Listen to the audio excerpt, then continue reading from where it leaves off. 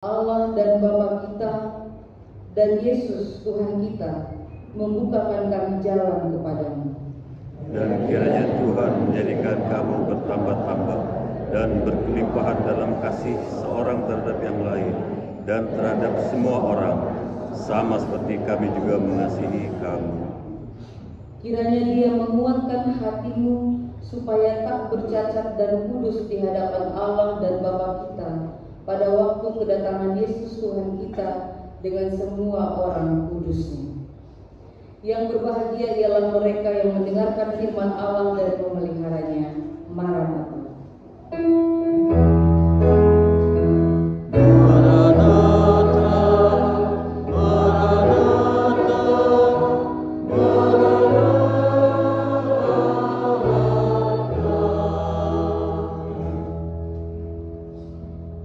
Shalom Bapak Ibu dan Saudara yang dikasihi Tuhan.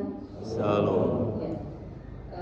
Minggu lalu masih ingat warna liturgi kita apa? Apa ya? Ungu apa kemarin?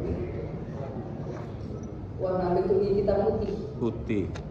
Minggu Kristus Raya ya. Dan minggu ini sampai 4 minggu selama 4 minggu yang akan datang dihitung dari minggu ini, warna liturgi kita akan menjadi warna ungu. Ya. Kita akan menghayati 4 minggu Advent. Apa itu Advent Bapak Ibu? Datang. Coba buka ChatGPT. Kalau lihat di ChatGPT itu lengkap, karena semua sudah di-input buku-buku teologi yang bagus-bagus ke dalamnya, sehingga ketika kita bertanya, jawabannya mungkin tidak sedetail kalau kita baca bukunya Rasi Terang Mandulian, tapi saya coba tadi kok lumayan gitu. Untuk mempelajari apa itu Advent gitu. Jadi minggu Advent yang sering kita sebut dengan Adventus itu, ini merupakan satu periode dalam kalender liturgi Kristen yang menandai masa persiapan menjelang Natal. Ini sudah tanggal 1 Desember, sebentar lagi tanggal 24 dan 25 kita akan menghayati Natal. Nah, kata Advent ini berasal dari bahasa Latin Adventus yang berarti kedatangan. Jadi Advent itu berarti kedatangan. Nah, dalam konteks kita saat ini, Advent atau kedatangan itu dihayati sebagai penghayatan kita akan kedatangan Tuhan Yesus Kristus. Yang pertama, kedatangan Tuhan Yesus Kristus di Bethlehem, kalau bisa lihat ini. Jadi Advent ini kita hayati sebagai kedatangan Tuhan Yesus Kristus di Bethlehem. Itu yang kita sebut Natal. Itu makna dari masa Advent yang pertama. Tetapi yang kedua, Advent juga merupakan masa penantian akan kedatangan Kristus yang kedua, seperti yang tadi dihantar oleh liturgos dalam narasi pembuka kita. Itu makna dari Advent. Nah, itulah alasan mengapa Advent ini tidak boleh kita lewati hanya sebagai hiasan. Pokoknya ungu, pokoknya minggu Advent. Tidak bisa kita hayati, tidak bisa kita lewati dengan begitu saja, karena begitu besar makna Advent itu. Advent berbicara tentang eskatologis. Kalau kita baca di minggu lalu, dalam 1 minggu kita hayati kemarin tentang hari kiamat, gitu ya. Tentang kedatangan Tuhan yang kedua kali. Nah, Advent itu penantian itu. Penantian itu. Sebenarnya kalau kita bertanya, Pak Romi, dan berarti Advent ini, kayaknya waktu saya masih di GKJ nggak ada Advent ya. Waktu masih di GKJ, Bapak Ibu sudah ada hari raya Advent? Belum ya. Pokoknya kalau sudah Desember, yang paling meriah di gereja-gereja zaman dulu itu lomba. Kalau saya di gereja Kristen semua sudah ada lomba voli, sepak bola dan seterusnya. Pokoknya Natal itu 24 dan 25. Tetapi sekarang ini gereja-gereja mulai lagi untuk menegaskan apa itu Advent. Makanya di tanggal 1 Desember ini belum ada pohon Natal. Bukan pohon Natal itu tidak berarti, tetapi kami mencoba untuk mengajak Bapak Ibu dan Saudara, mari kita fokus. Mari kita fokus kepada makna Advent itu. Memang Advent ini tradisi. Mungkin kalau cari di Alkitab nggak ada. Memang Advent itu adalah sebuah tradisi yang dimulai di abad ke-4 dan ke-5. Dimulai dari Spanyol dan Prancis. Waktu itu Advent dihayati sebagai periode untuk masa penantian yang diisi dengan pertobatan, ya, puasa, mirip dengan Prapaskah. Nah kemudian pada abad yang ke-6 masa Advent ini mulai diadopsi di Roma, mulai dipakai, dan Advent ini mulai diisi dengan makna penantian yang penuh harapan terhadap kelahiran Tuhan Yesus Kristus. Lalu yang paling terakhir itu sekitar abad yang ke-9 di gereja-gereja barat menetapkan Advent sebagai 4 minggu yang dirayakan dalam pengharapan, damai, pertobatan, sukacita dan kasih. Ingat, kita gereja dari barat, ya.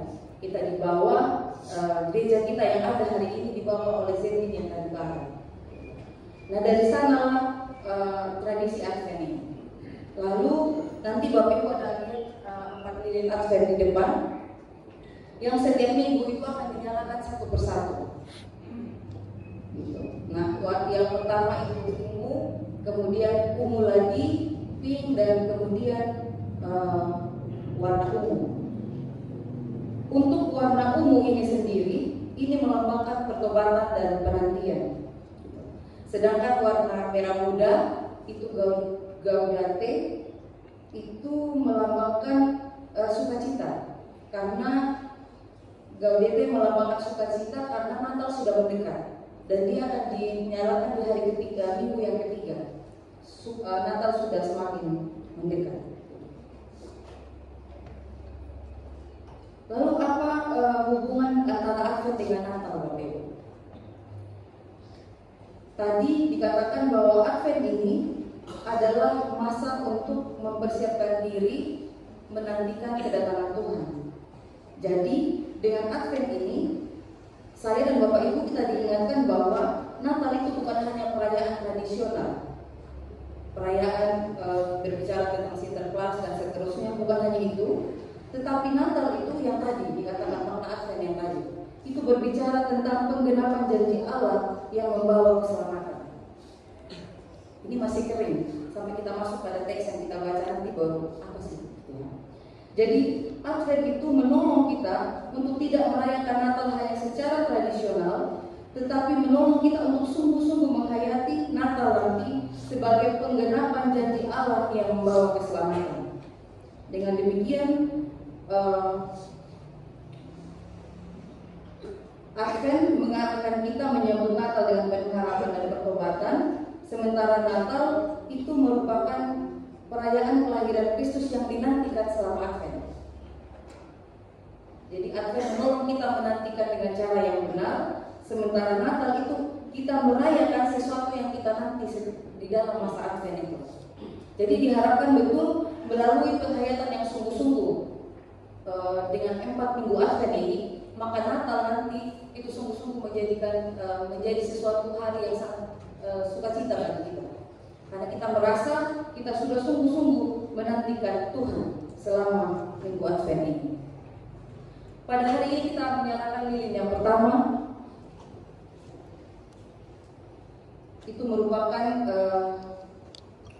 lilin pengharapan, yaitu lilin yang melambangkan cahaya harapan yang diberikan Allah kepada umatnya melalui nubuat bahwa Mesias akan datang atau Kristus akan datang yang kedua kali. Itu makna lilin. Nanti setelah 4 lilin ini menyala semuanya, pada tanggal 24 kita akan menyalakan lilin puncak warna putih. Itu yang dinamakan lilin Kristus. Cahaya Kristus akan bersinar. Kristus telah lahir. Jadi minggu pertama ini adalah minggu yang membawa kita pada fokus kepada pengharapan dalam penantian atas kedatangan Kristus.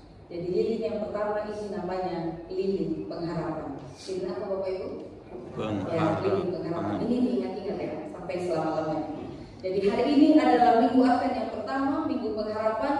kita menyalakan lilin yang pertama, yaitu lilin pengharapan. Kita kembali pada bacaan Alkitab kita pada pagi hari ini dalam yang mendasari penghayatan kita dalam Minggu Advent yang pertama ini dari kitab 1 Tesalonika 3 pasal yang ke-9 hingga yang ke-13.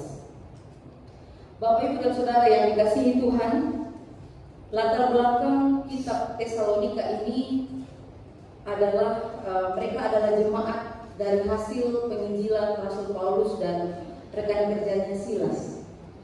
Jadi pada waktu itu Paulus dan Silas mereka pergi dalam sebuah kota yang sebuah kota di Yunani kuno, wilayah Yunani kuno yang bernama Tesalonika. Lalu setelah kurang lebih 1 bulan mereka memberitakan Injil atau kabar baik kepada banyak orang. Maka ada sebagian besar orang, baik itu orang Yunani maupun orang Yahudi, mereka itu memberi diri untuk percaya kepada Tuhan. Dan mereka memberi diri bukan hanya percaya, tetapi juga menyatakan janji untuk setia kepada Kristus. Ada kata setia, Bapak Ibu. Mereka menyatakan diri untuk setia kepada Kristus. Lalu Paulus dan jemaat yang pertama yang menyatakan diri untuk berjanji setia kepada Kristus itu, mereka membentuk satu komunitas gereja yang pertama di Tesalonika. Itulah jemaat mula-mula di Tesalonika. Tetapi dalam perjalanan pelayanan Paulus dan Silas, mereka mengalami hambatan. Mereka mengalami masalah. Ketika Paulus memberitakan bahwa Yesus yang bangkit itu merupakan seorang penguasa sejati di dunia ini, Bapak Ibu percaya Yesus penguasa yang sejati? Paulus memberitakan itu, bahwa kepada orang di Tesalonika Paulus menyatakan bahwa Yesus itu adalah Raja. Dia penguasa yang sejati. Kalau penguasa yang sejati, berarti ada penguasa-penguasa lain yang tidak sejati. Ini semacam ditangkap oleh masyarakat Yunani pada waktu itu semacam sarkas, semacam sindiran terhadap penguasa yang ada pada saat itu. Makanya ini menjadi masalah. Pengajaran Paulus menjadi masalah, gitu ya. Jadi masalah khotbah yang dipelintir, kata-kata yang dipelintir itu bukan baru terjadi sekarang. Itu sudah terjadi dari zaman dulu. Hanya bahasa kerennya baru ada sekarang. Yang namanya post-truth, yang namanya hoax itu sudah ada dari zaman dulu, bukan baru ada sekarang. Nah itu yang dihadapi oleh Paulus.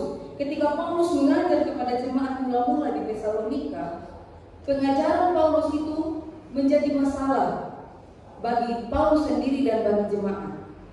Apa inti dari pengajaran Paulus mengenai Yesus yang bangkit itu sebagai penguasa sejati di dunia? Itu menyebabkan kecurigaan secara politis yang ada di masyarakat. Pemimpin pada waktu itu mulai curiga. Jangan-jangan ini pemberontak. Jangan-jangan ingin membentuk kelompok baru dan ingin melawan penguasa Romawi. Jadi orang-orang Kristen di Tesalonika akhirnya dituduh menentang Kaisar Romawi. Jadi kalau kita perhatikan mekanismenya, gambaran polanya ini kayak mirip, gak ada bedanya dengan apa yang dialami oleh Tuhan Yesus. Ketika Tuhan Yesus mengajar, isi dari ajaran Tuhan Yesus itu diambil untuk menyerang Tuhan Yesus, tetapi itu diadu domba dengan pemerintah Romawi. Jadi orang Yahudi mengadu domba antara Yesus dengan pemerintah Romawi. Nah ini yang terjadi di jemaat Tesalonika. Pengajaran Paulus diambil, dipakai, diangkat begitu dengan isu bahwa pengajaran Paulus menentang kekaisaran Romawi pada waktu itu. Jadi orang-orang Tesalonika akhirnya dituduh sebagai pembangkang, sebagai pemberontak oleh pemerintahan Romawi. Di Romawi pada waktu itu akhirnya terkenal, di Tesalonika akhirnya terkenal dengan isu bahwa Yesus adalah raja lain selain kaisar Romawi. Yesus adalah kaisar yang lain yang sedang diupayakan selain kaisar Romawi. Itu masalah yang dihadapi Paulus. Nah, Bapak Ibu dan Saudara yang dikasihi Tuhan, isu yang berkembang di masyarakat ini menghasilkan sebuah penganiayaan. Hari ini kalau kita ngomong penganiayaan agaknya asing bagi kita. Atau Bapak Ibu, kalau saya mengatakan penganiayaan bisa membayangkan dalam pikiran kita contoh penganiayaan itu seperti apa? Kalau di tahun 2024 ini, supaya kita bisa menangkap perasaan yang dirasakan oleh jemaat Tesalonika yang membuat mereka tidak hanya iya saya percaya, tidak hanya sebatas itu, tapi mereka bilang iya saya berjanji untuk setia. Setia, ada kata setia. Setia ketika dianiaya, tetap setia. Bisa membayangkan penganiayaan itu seperti apa? Kalau di 2024 atau di abad-abad kita yang saat ini, bentuk penganiayaan yang Bapak Ibu tahu, yang bagi Bapak Ibu merinding, itu apa? Ada nggak? Ya terakhir kemarin yang ayah sama kakeknya dibunuh, anak umur 14 atau 15 tahun itu lebih-lebih dari penganiayaan itu kan. Seperti ayah sama kakek dibunuh oleh anaknya. Mengerikan bagi kita ya Bapak Ibu. Itu sesuatu yang mengerikan. Untuk yang muda-muda, Bapak Ibu yang masih muda, yang masih bisa nonton Netflix atau download film, saya mengusulkan nonton sebuah kisah nyata yang diangkat menjadi film yang judulnya Silent. Itu kisah nyata mengenai Injil masuk di Jepang dan bagaimana orang Kristen itu diperlakukan, dibully, direbus, dibakar, sampai mereka hidup di dalam tanah. Dan orang lain dan padre atau romo yang pergi menginjil ke sana tuh kalau dekat sama mereka sampai berubah, nggak tahan baunya, karena mereka hidup di dalam tanah, makan minum di dalam sana. Dan satu ketika di akhir dari penganiayaan itu mereka setuju untuk menginjak salib, membakar kita, karena hanya tinggal beberapa orang dalam komunitas itu. Itu mengapa di Jepang disebut silent. Menginjak simbol itu bukan berarti mereka tidak mengimani Kristus, tapi itu semacam strategi atau hikmat Allah atas mereka, membuat mereka bisa tetap bertahan menjadi orang Kristen di sana. Jadi mereka beriman secara diam-diam. Bukan orang yang berteriak Tuhan, Tuhan, tetapi hatinya jauh daripada Tuhan. Tetapi orang yang silent, tetapi hatinya melekat kepada Tuhan. Nonton film itu penganiayaan yang luar biasa yang ada di Jepang. Kalau di Indonesia ini belajar sejarah gereja, penginjil yang pertama kali Pak Tanjung dimakan orang Batak ya Pak. Kok putih amang ini, ajar yang lain dari Anatolo gitu, terus dibunuh dan dimakan. Saya nggak tahu ini benar atau enggak Pak, tapi itu sudah dibukukan.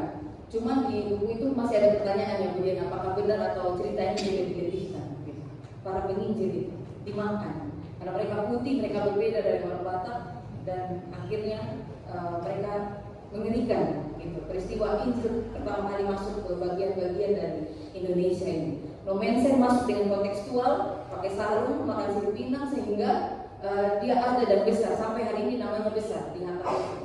Itu para penginjil yang pertama masuk ke Indonesia gitu. Mengalami penganiayaan. Nah, Paulus dan Silas Bapak Ibu, mereka juga bukan hanya mereka tetapi jemaat. Mengerikan sekali keadaan di Tesalonika waktu itu. Mereka mengalami penganiayaan. Akhirnya Paulus dan Silas harus melarikan diri. Tidak ada jalan lain. Supaya Injil tetap tersebar, mereka harus melarikan diri. Karena bagi Kaisar Romawi mereka akar masalah. Mereka yang mengotori pikiran masyarakat, mereka yang diincar. Sehingga Paulus dan Silas akhirnya melarikan diri, meninggalkan jemaat saat itu. Nah, ketika mereka melarikan diri, hati mereka itu sakit Bapak Ibu. Karena mereka sedang bahagianya, suka-suka citanya. Dalam 1 bulan, banyak orang yang memberi diri tidak hanya percaya tadi, tapi berjanji untuk setia. Tapi dalam waktu yang singkat juga, mereka harus melarikan diri, meninggalkan jemaat. Paulus merasakan kepedihan. Mereka harus meninggalkan jemaat, sementara mereka sangat mengasihi jemaat itu. Nah, karena itu Bapak Ibu, maka Paulus mengirimkan surat yang kita baca pada saat ini. Jadi ayat 9 sampai ayat 13 yang kita baca ini adalah penggalan dari surat Paulus yang isinya adalah doa. Jadi Paulus memikirkan cara bagaimana bisa terhubung dengan jemaat yang sedang terisolasi dan teraniaya itu. Lalu Paulus menemukan cara, yaitu dengan mengirimkan surat. Paulus mengirimkan surat yang sebagai usaha Paulus untuk menghubungkan dirinya kembali dengan orang-orang di Tesalonika. Nah, kenapa Paulus mengirimkan surat kepada mereka? Karena di dalam pelarian itu, persembunyian itu, Paulus mendengarkan kabar dari Timotius, dan kabar itu adalah kabar sukacita. Timotius menceritakan bahwa jemaat di sini keadaannya baik.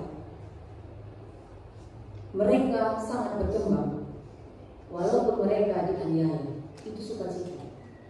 Jadi janji setia mereka itu tidak di sini, tetapi di sini. Gitu. Mereka dianiaya luar biasa, tetapi jemaat di Tesalonika ini tetap melekat kepada Tuhan. Bahkan di dalam penganiayaan itu mereka berkembang. Mereka tidak hanya dianiaya oleh pemerintah, tetapi mereka juga dimusuhi dan dikucilkan oleh tetangga-tetangga mereka.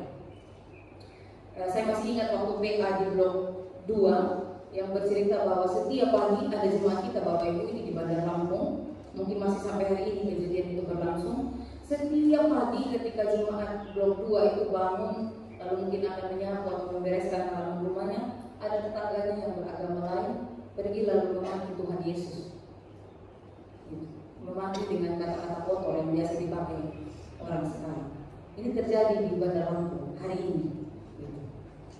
Nah, mungkin kalau Bapak itu hadir saat ini bisa merasakan apa yang dirasakan oleh jemaat di Tesalonika Sanjaya. Bisa merasakan apa yang dirasakan oleh jemaat di Tesalonika. Ini tidak hanya tekanan fisik, tidak hanya dipukul dan disiksa, tetapi juga mendapat tekanan batin, tekanan mental. Mereka dikucilkan, mereka dimusuhi, mereka mendapat kekerasan fisik dan kekerasan verbal, bukan hanya orang yang lebih tinggi dari mereka derajatnya sebagai pemerintah yang penguasa, tetapi juga orang-orang yang setara dengan mereka, tetangga-tetangga mereka, sesama bangsa mereka Yunani. Hanya yang membedakan antara mereka dengan tetangga mereka adalah mereka telah menjadi pengikut Kristus dan tetangga mereka bukan. Dan mereka setiap hari mengalami penganiayaan itu. Maka di dalam surat Paulus ini Bapak Ibu yang kita baca 9 ayat tadi, saya mengucap syukur kata Paulus. Saya mengucap syukur kepada Allah atas segala sukacita yang saya dapat dari kamu. Jadi Paulus bersukacita mendengarkan kabar baik bahwa jemaat dalam penganiayaan mereka tetap setia kepada Allah. Di ayat yang ke-10 Paulus mengatakan, siang dan malam saya berdoa dengan sungguh-sungguh supaya kita bisa bertemu muka dengan muka.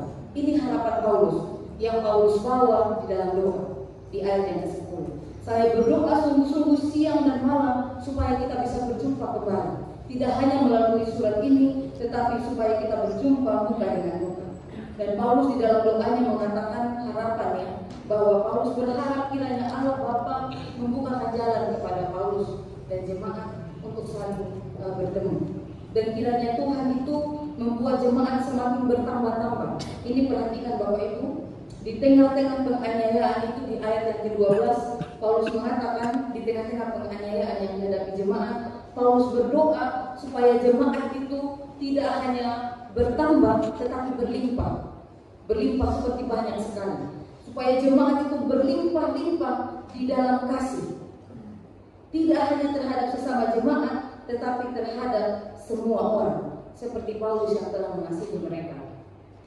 Sekali lagi ini sebuah pengajaran, sebuah ajakan yang sulit.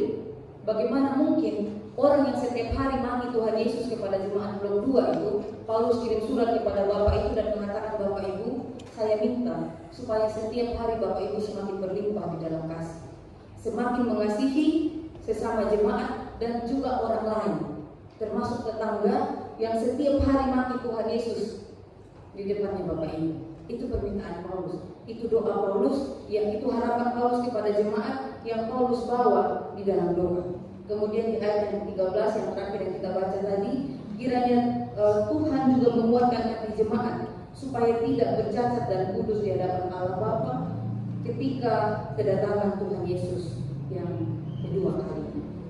Makanya bacaan ini kita baca di dalam minggu Advent ini. Ternyata apa yang sedang dialami oleh jemaat di Tesalonika juga mereka sedang berada dalam kondisi menantikan Tuhan, penguasa yang sejati itu di tengah-tengah penganiayaan yang sedang mereka hadapi. Bapak Ibu dan Saudara yang dikasihi Tuhan, nanti kalau kita baca seluruh kitab Paulus, kitab Tesalonika, surat Paulus kepada jemaat di Tesalonika yang pertama maupun yang kedua, kita akan menemukan satu inti yang juga menjadi benang merah, bahwa apa yang kita harapkan akan membentuk apa yang kita hidupi. Kalau kita berharap, saya sudah nggak tahan lagi dengan sakit ini, saya berharap besok saya mati. Maka ketika harapan kita besok kita mati, naik motor juga bisa sambil tutup mata. Kalau kita berharap mati, tutup mata aja lah, biar cepat-cepat kalau bisa nggak sampai besok. Bapak Ibu, di dalam ruangan ini ada yang pernah sakit sampai pengen minta mati? Ada? Tidak. Nggak ada ya? Ya. Tapi di jemaat kita ada. Saya setiap kali Pak Pendeta Stef, kalau saya ke Hargomulyo, salah satu majelis kita ada orang tuanya yang punya sakit sinus, dan itu mungkin sudah sangat parah gitu, sudah tidak bisa lagi diobati, dan katanya kalau sakit itu kepalanya itu pengen dibenturkan di tembok. Nah, ketika saya berkunjung ke rumah beliau, Opa ini, Mbah ini, Mbah sebelum berdoa, sebelum kita pamit biasanya berdoa. Mbah sebelum berdoa ini Mbah pengen didoakan apa? Saya minta Tuhan segera mengambil nyawa saya, karena saya sudah tidak tahan lagi sakit ini. Daripada saya menyakiti diri saya sendiri, saya tak mau berdosa. Ada orang yang harapannya ingin cepat dipanggil oleh Tuhan, sehingga kehidupannya, kalau saya tanya kepada anak-anak beliau, ya beliau hanya tidur dengan penuh seperti putus asa begitu. Kapan aku mati? Tidur itu dengan penuh amarah, kenapa nggak mati-mati? Melihat penyakit itu sebagai suatu penyiksaan. Dan mungkin sementara saya bimbingan, entah dalam tahun yang ini atau tahun kemarin, akhirnya beliau belum dipanggil oleh Tuhan, karena memang sakit itu sudah sangat serius sekali. Bapak Ibu dan Saudara yang dikasihi Tuhan, betapa pentingnya harapan. Ya. Harapan itu akan membentuk cara kita hidup, akan membentuk apa yang kita hidupi. Makanya lilin pertama ini dan satu minggu yang akan datang ini akan kita hayati tentang berharap. Bapak Ibu yang paling tahu apa pergumulannya Bapak Ibu. Hari-hari ini Indonesia dan beberapa negara di dunia ini sedang dilanda oleh bencana alam. Tidak hanya bencana alam, tetapi juga bencana sosial. Kita tahu apa itu bencana sosial. Mungkin di antara Bapak Ibu yang belum ini ada yang ketakutan. Suami saya diam-diam main nggak ya? Maksudnya online. Investasi online nggak ya? Anak-anak saya, jajan yang saya kasih, mereka pakai betul untuk jajan atau buat yang lain melalui HP mereka. Hari-hari ini ada banyak orang tua yang ketakutan. Makanya ketika lilin ini dinyalakan, ini lilin pengharapan. Lilin pengharapan. Pengharapan bahwa walaupun sekarang kita sedang berada di dalam mungkin masih kekhawatiran, atau ada yang Tuhan izinkan terjadi dalam hidup kita, itu sudah terjadi. Sudah terjadi satu masalah dalam hidup kita, bukan lagi satu ketakutan, tapi ketakutan itu telah menjadi kenyataan hari ini. Kalaupun kita sudah berada pada titik itu, ini fungsi dari lilin ini Bapak Ibu. Ingat, kita bukan dari dunia. Kita memang ada di dalam dunia, tapi kita bukan dari dunia. Sehingga segala sesuatu yang ada di luar diri kita tidak boleh mempengaruhi cara hidup kita. Apa yang harus mempengaruhi cara hidup kita? Harapan. Ini bukan harapan tentang oh saya mau naik jabatan, saya mau naik pangkat, oh saya mau begini dan begitu. Bukan hanya sekedar harapan itu. Harapan yang orang Kristen adalah Kristus akan datang untuk kedua kalinya. Sama seperti 2 hari pelatihan Megatras kemarin kami bersama dengan Sinode dan Badan Penanggulangan Bencana. Tidak tahu kapan Megatras itu datang, tapi itu pasti. Karena itu sudah fenomena alam yang pasti. Nah, pengharapan orang Kristen bukan hanya sedang berharap, bukan hanya tentang berharap sesuatu yang kecil-kecil. Tetapi pengharapan orang Kristen adalah sebuah pengharapan yang besar, yaitu pengharapan akan kedatangan Kristus yang kedua kali. Karena itu sakit apapun yang sedang saya alami saat ini tidak lebih besar daripada kedatangan Kristus. Karena saya bukan berasal dari dunia ini. Memang pada waktunya saya akan pergi dari sini. yang saya tunggu adalah Kristus.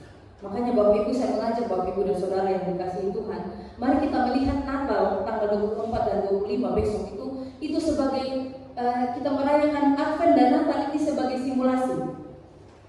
Jadi bayangkan, dan jangan bayangkan aja, tapi hayatilah minggu-minggu Advent ini adalah minggu-minggu persiapan kedatangan Tuhan yang kedua, yang orang sering sebut akhir zaman, yang kemarin di minggu lalu kita hayati sebagai kiamat yang ditulis oleh Wahyu itu. Mari dalam minggu-minggu Advent ini kita hayati itu, supaya Natal nanti ketika Bapak Ibu tertawa, Bapak Ibu sedang tertawa dan menghayati palungan yang ada di depan sini, nanti itu adalah Kristus yang datang kedua kali. Jadi Natal yang kita hayati nanti itu sungguh Natal yang bersuka cita. Aku tetap sakit Tuhan, tapi Engkau datang. Aku tetap dalam pergumulan. Keadaan keluargaku tidak berubah sampai tanggal 24 Desember, tapi Engkau datang dalam pergumulan. Jadi Bapak Ibu dan saya, kita semua ada di ruang tunggu kita masing-masing. Ada yang bergumul dengan studi, ada yang bergumul dengan pasangan, ada yang bergumul dengan masa depan anak-anaknya, ada yang bergumul dengan pekerjaan, ada yang bergumul dengan relasi dalam keluarga besar, ada yang bergumul kemarin dia sudah mendukung mati-matian calon tapi kalah, gitu ya. Hari ini masih sedia atau udah ini, ya. Wah, ada yang tunjuk saya dari luar pendukung besar, maaf Pak RT, gitu ya. Cepat kuat Pak, gitu ya. Jadi apapun keadaan kita, kalah pun pasangan calon yang kita dukung kemarin, kita tetap sukacita. Karena ada satu pengharapan yang besar, ada satu penantian yang lebih besar dari itu, yaitu kedatangan Kristus yang kedua. Tetapi ingat, bukan karena lilin Tuhan sudah dinyalakan, udahlah, aku santai aja. Tidak seperti itu. Ingat, inti dari kitab Tesalonika adalah apa yang kita harapkan membentuk apa yang kita hidupi. Kalau paslon kita kalah di periode ini, masih ada periode yang akan datang, Pak. Gitu ya. Nah, jadi itu bukan ketika kita mengatakan bahwa aku bukan dari dunia, aku dari Tuhan dan akan kembali ke Tuhan, bukan membuat kita menjadi pasif tentang kehidupan, bukan. Justru harapan itu membuat kita tahu cara kita menyikapi kehidupan ini, membuat kita makin semangat lagi. Hari ini aku jatuh, besok bangkit lagi. Gitu. Hari ini ada pergumulan dalam keluargaku, tapi ketika nafas kehidupan masih melekat pada diriku, maka aku akan tetap berpengharapan kepada Tuhan. Itu yang terjadi kepada orang di Jepang pada waktu itu, sehingga sampai hari ini ada gereja di sana. Saya punya kenalan bekerja sebagai teknik nuklir di Jepang. Saya tanya, anak saya aktif di sekolah minggu. Memang lebih banyak jemaat di gereja itu berasal dari negara-negara di Asia dan Afrika. Gereja anak baptis yang ada di tempat dia bergereja. Di Indonesia ini dia gereja GBIB. Tapi hari ini di Jepang sudah ada gereja. Kalau Bapak Ibu nonton saya kan tidak akan membayangkan itu. Jadi bagaimana setia di dalam penganiayaan, setia di dalam pergumulan yang kita hadapi sampai Kristus datang kedua kali. Bapak Ibu dan saya, kita ada di dalam ruang tunggu kita masing-masing. Berbicara kedatangan Kristus bukan hanya berbicara kiamat, tetapi habis ibadah ini atau dalam ibadah ini mungkin Kristus datang kepada kita, memberikan kita harapan, memberikan kita jawaban di tengah-tengah pergumulan keluarga kita. Amin untuk firman Tuhan. Ya, amin untuk firman Tuhan saat teduh untuk